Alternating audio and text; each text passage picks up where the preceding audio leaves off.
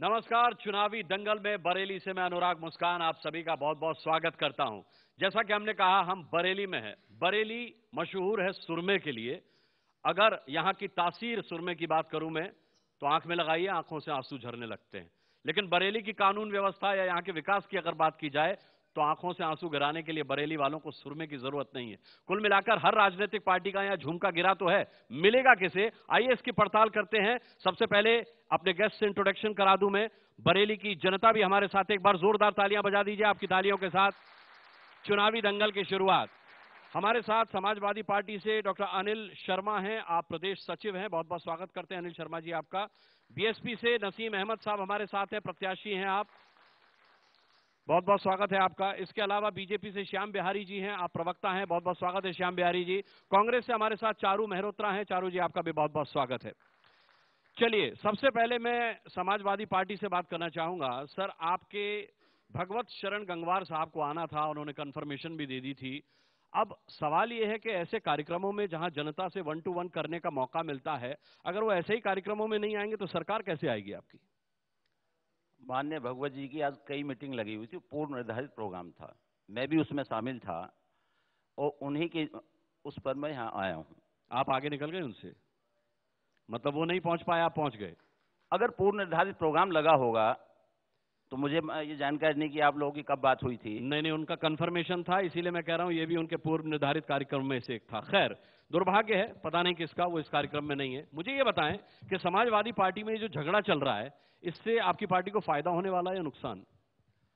देखिए, कोई इतना बड़ा झगड़ा नहीं है, बात रिश्तों की पिता और पुत्र की भी है। आप पार्टी के नाम और चुनाव चिन्ह पर आ गए, आप कह रहे हैं कि आज आप देखेंगे भी, और बहुत सारे कुछ ऐसा है, माननीय मुख्यमंत्री की कुछ ऐसी नीतियां हैं कि एक हद तक कंप्रोमाइज होता है, बाद में फिर कहीं ना कहीं प्रदेश का, आज वो मुख्यमंत्री भी प्रदेश के हैं। हाँ।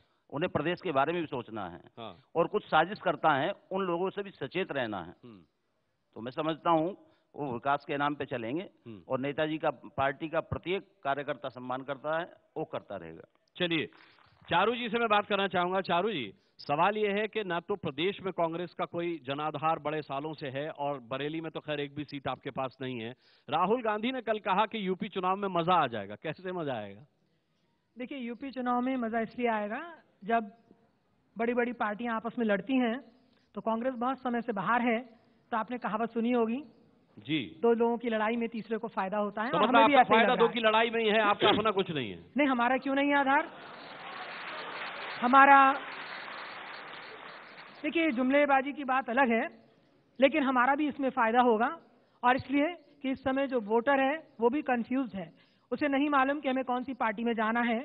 और अभी तक उत्तर प्रदेश की जो राजनीति है उसमें जो भी रहा हो, अगर केंद्र की सरकार की बात करें जो वर्तमान में है, तो उनका भी कोई जनाधार खास उत्तर प्रदेश में नहीं रहा, और दो पार्टियां जो रीजनल पार्टीज के नाम से जानी जाती हैं, उन्हीं का आधार रहा। तो आप केवल कांग्रेस को इस बात के लिए नहीं कह सकते।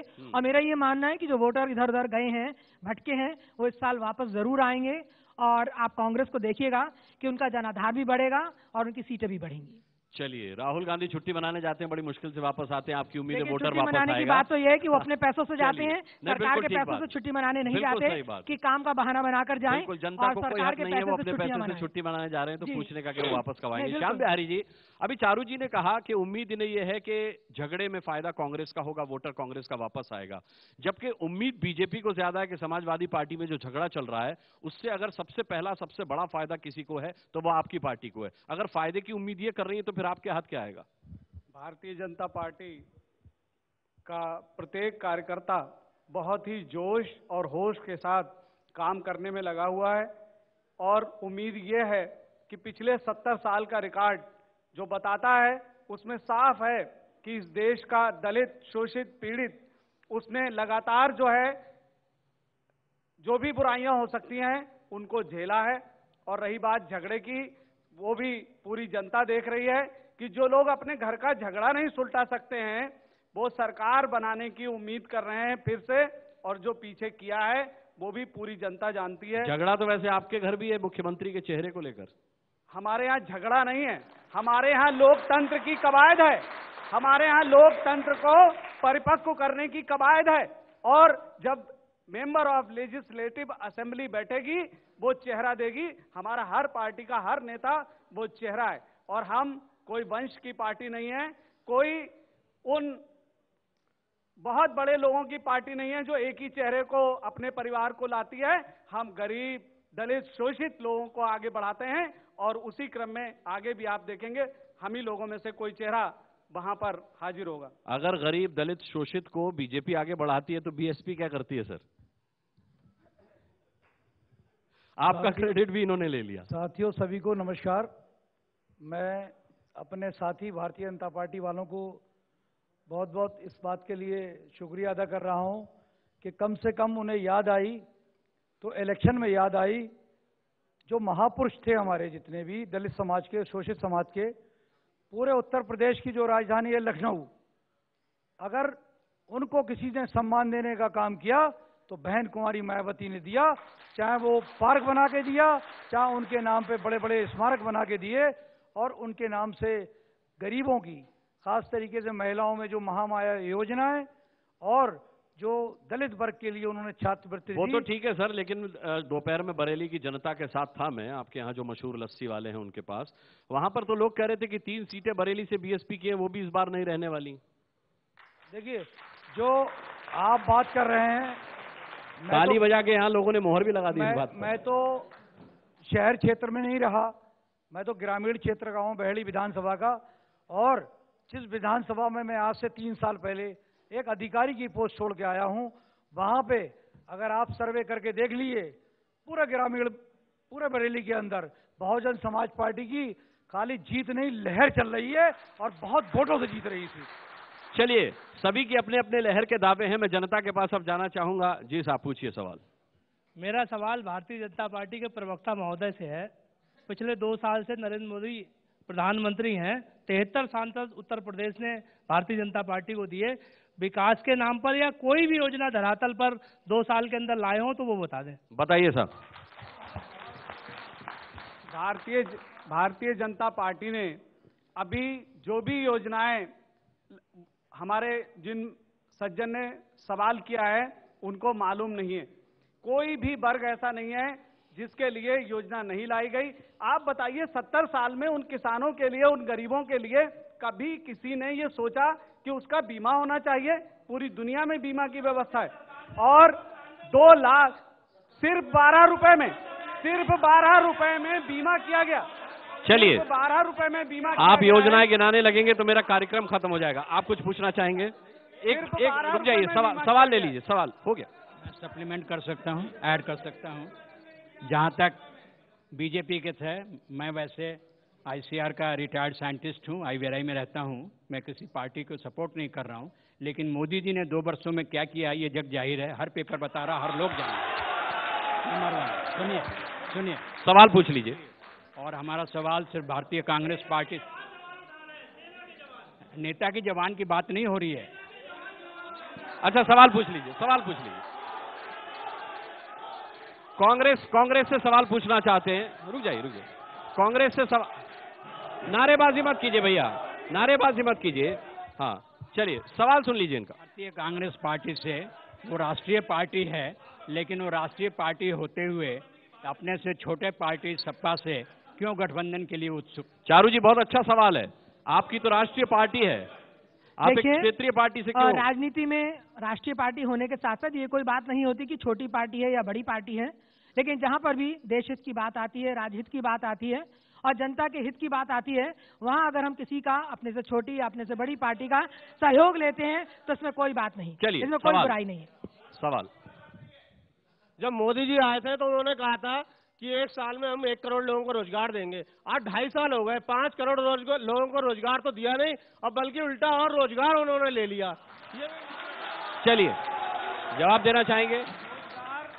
रोजगार के मामले में केंद्र सरकार के जो कदम हैं वो बहुत प्रभावी हैं। जो हमारे मित्र सवाल पूछ रहे हैं वो जानते नहीं हैं कि देश में युवाओं के लिए, चलिए इनका वही जवाब है, रोजगार की व्यवस्था की जा रही है। ठीक है, सवाल सुनिए।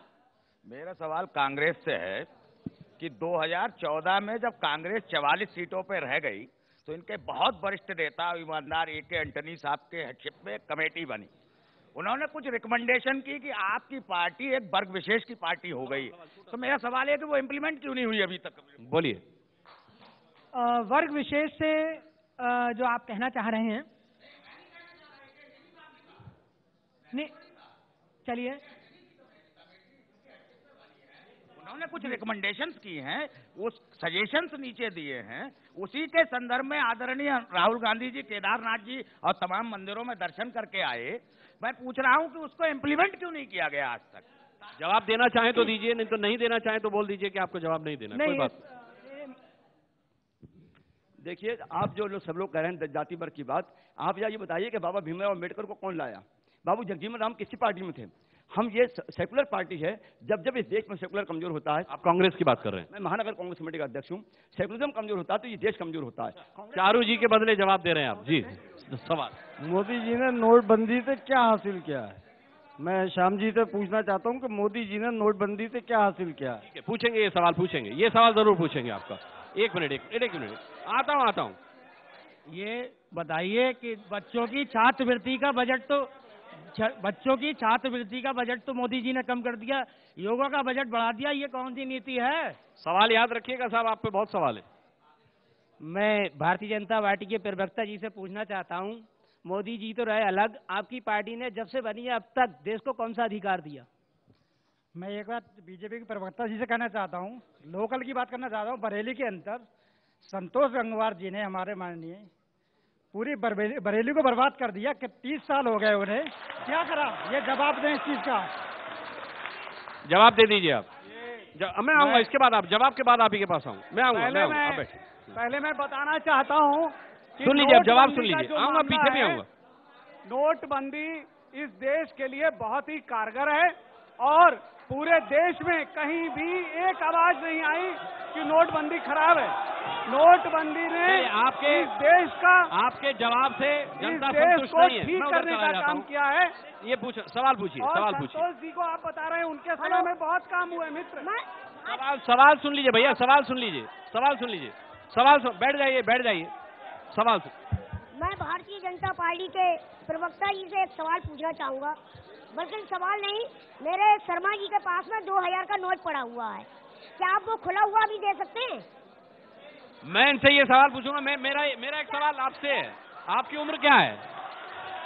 अगर एक मिनट, आप पब्लिक का छोड़िए, अगर 2000 का नोट आप अभी दे दे तो उसका तमाचे का जवाब सीधा आपके मुख्यमंत्री उन पर जाएगा, क्योंकि उन्होंने ये कहा था, उन्होंने कहा था कि मुझे गंगा मैया ने बुलाया।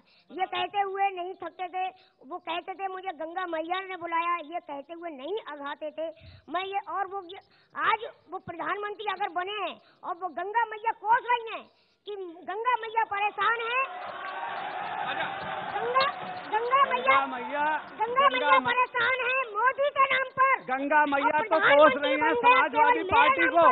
अच्छा, क्या उम्र क्या है आपकी? मेरा सवाल है आपसे ये। मैं 44 ईयर्स ओल्ड हूँ और अधिवक्ता सभा का मैं पूर्व जिला अध्यक्ष प्रमोद यादव। चलिए, प्रमोद यादव जी देखने में छोटे हैं लेकिन सवाल बहुत बड़ा किया उन्होंने। 2000 का नोट इनके पास है, खुले दे सकते हैं क्या? हम तो चेक खुले दे सकते हैं क्या?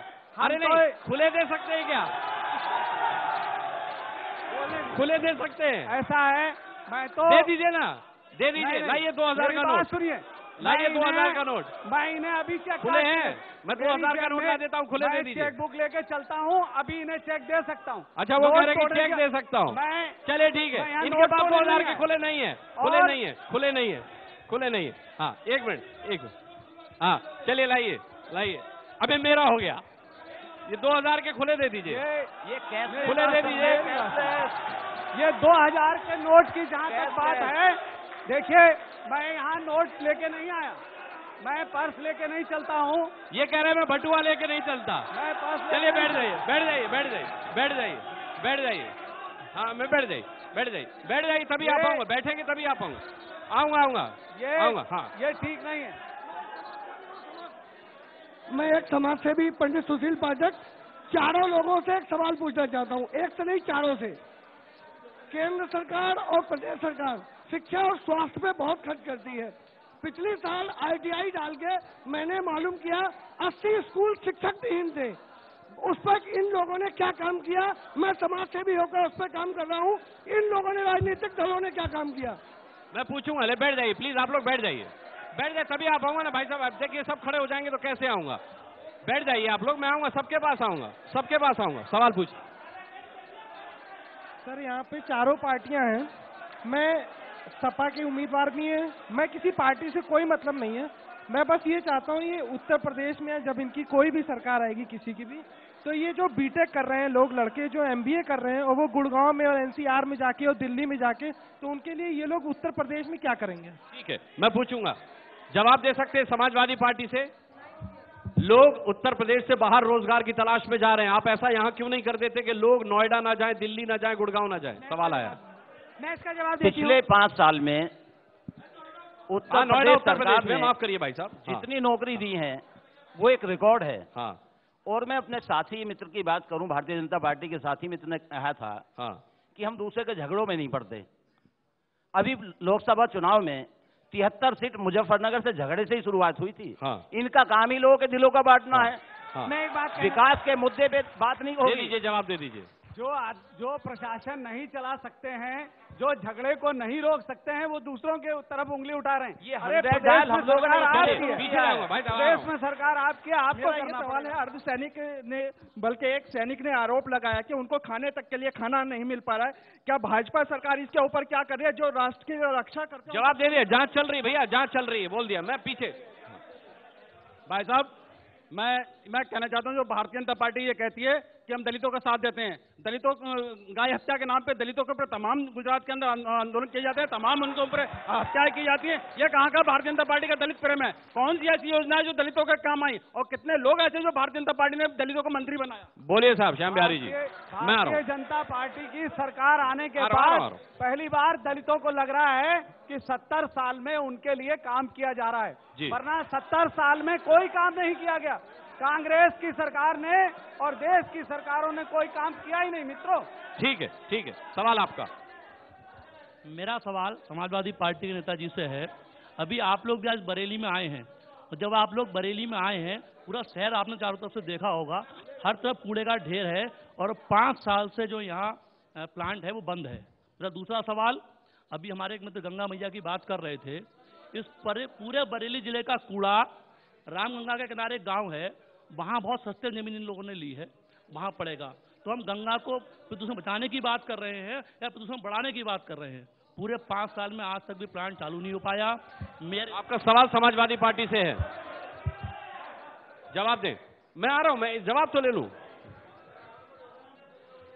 सॉलिड वेस्ट का जो मैटर है वो माननीय न्यायालय में लंबित है। समाजवादी पार्टी की तरफ से उसकी पैरवी जारी है, और मैं भारतीय जनता पार्टी के लोगों से एक बात पूछना चाहता हूं।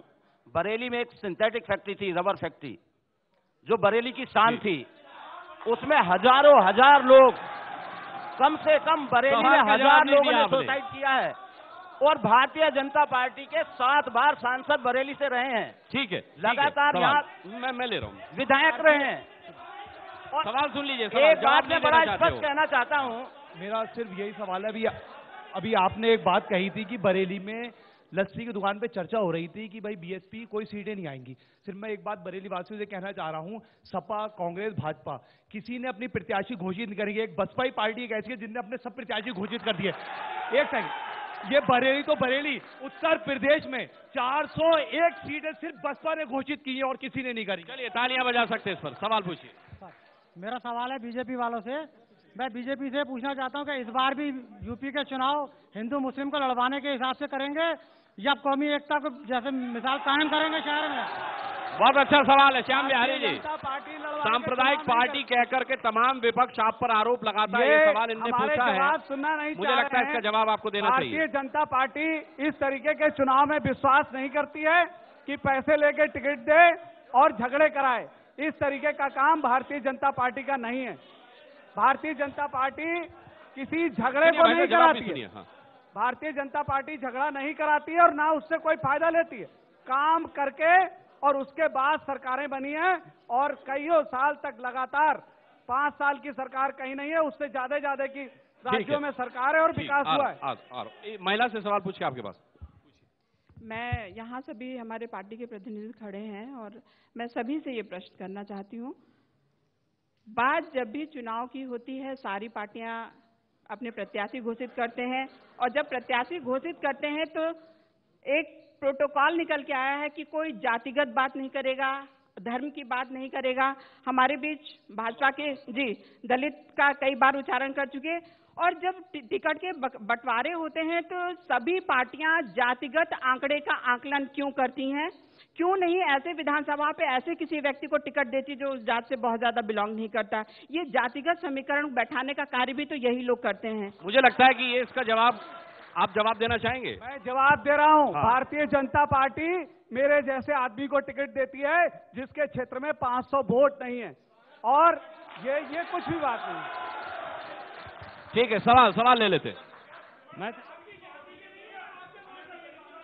अच्छा बैठ जाइए भाई साहब बैठ जाइए इधर।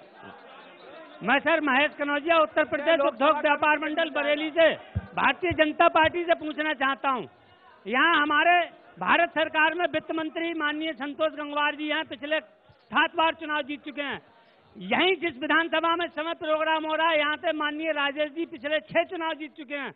मैं केवल एक जानकारी लेना चाहता हूं। 31 दिसंबर 2016 को नोटबंदी हुई और 2 जनवरी को लखनऊ में 2 जनवरी 17 को जो लखनऊ में रैली हुई थी उसमें 20 लाख लोग बताए गए थे। भारतीय सवाल पूछ लीजिए। उसमें 100 करोड़ का जो खर्चा है वो किस खाते से पेमेंट किया गया? ठीक है, पूछेंगे। मैं बीजेपी प्रवक्ता से ये पूछना चाहता हूँ कि यहाँ के क्षेत्र के विधायक राजेश अग्रवाल जी के सामने, घर के सामने जो गड्ढे हैं वो अपने गड्ढे नहीं भर पा रहे हैं, तो और क्षेत्र का विकास कैसे करेंगे? चलिए पूछो। मैं एक कलाकार हूं और मैं पूछना चाहता हूं, हमारे माननीय मुख्यमंत्री जी ने कलाकार तबके के लिए सब कुछ किया, माननीय मोदी जी ने कलाकारों के लिए क्या किया? क्या कलाकार इंसान नहीं होता है? क्या कलाकार को रोजगार नहीं चाहिए? बताइए, जवाब दीजिए साहब। विकास की बात आई, सड़कों में गड्ढे हैं, जब आप गड्ढे नहीं भर पा रहे, पार्टी में गड्ढे, सड़कों में गड्ढे, कैसे होगा? मुस्कान साहब, एक तो आपने मेरा पूरा सवाल उस समय पूरा नहीं होने दिया। सवाल आपको नहीं, आपको तो जवाब देना है। दिक्कत एक है, आपको तो जवाब देना है। सवाल तो यहाँ जनता पूछेगी। है कि जनता की तरफ से सवाल सब भाजपा के ऊपर आ रहे हैं। हाँ। अब भी आपने उनका पूरा सवाल नहीं सुना। हाँ। उन्होंने कहा कि जो यहाँ के विधायक हैं उनके घर के सामने के गड्ढे कब भरेंगे? वो सिटिंग विधायक भाजपा के हैं और पहली बार नहीं है, वो 6ठी बार है। MP उनके 7 बार। बरेली को कहा जाता था नाथ नगरी, कहा जाता है। बरेली को कहा जाता था आला हजरत की नगरी। बरेली बना दी थी भारतीय जनता पार्टी ने जाम नगरी। और अखिलेश जी, हमारी सरकार ने एक भी विधायक ना जीतने के बाद बरेली में हम लोगों ने जो चुनाव में वायदे किए थे, एक एक वायदा पूरा किया है और बरेली का चहुमुखी विकास किया है। विधायक साहब क्या कर रहे हैं? विधायक साहब क्या कर रहे हैं? गड्ढा भरने का काम समाजवादी पार्टी की सरकार का था। प्रदेश में सरकार आपकी है, गड्ढे हम भरेंगे। गड्ढे की भरने की जिम्मेदारी आपकी थी, आप गड्ढे बना रहे हैं। आपने पूरे प्रदेश को गड्ढा बना के रख दिया। जब देश का विभाजन हुआ, हिंदुस्तान पाकिस्तान का बंटवारा हुआ, अरे लेकिन अपराध का ग्राफ बढ़ा है। 2014 में ज्यादा घटनाएं हुई अपराध की। मुजफ्फरनगर में मजहबी फसाद, समाजवादी पार्टी उसके लिए जिम्मेदार है। भाईचारा था मुस्लिम और आप सुन नहीं रहे मेरी बात। जो अपराध का ग्राफ बढ़ा है उसके लिए तो समाजवादी पार्टी जिम्मेदार है। 2010 के मुकाबले 2014 में दुगना हो गया है ग्राफ। वो हम लोगों पे अपराध का ग्राफ ही लगाते हैं। आप अपने प्रदेशों को देखिए और यूपी की आप जनसंख्या को देखिएगा। और अगर हम लोग अपराध पे कंट्रोल ना करते होते तो 100 डायल नहीं लेके आते। ठीक है, नहीं लेके आते। कुल मिलाकर यही कहूंगा कि सबके अपने अपने वादे हैं, सबके अपने अपने दावे हैं, लेकिन जनता सब जानती है कौन उसके हित की बात कर रहा है। न केवल बात कर रहा है बल्कि उसका हित भी करेगा। वोटिंग वाले दिन मतदान जरूर कीजिएगा। आज मेरा सफर बरेली में सिर्फ इतना ही, लेकिन कल मेरठ में मुलाकात होगी। चुनावी दंगल कल 8 बजे लाइव मेरठ से देखना मत भूलिएगा। आज बरेली से इतना ही। बहुत बहुत धन्यवाद आप सभी का भी और बरेली की जनता का भी बहुत बहुत धन्यवाद। Thank you.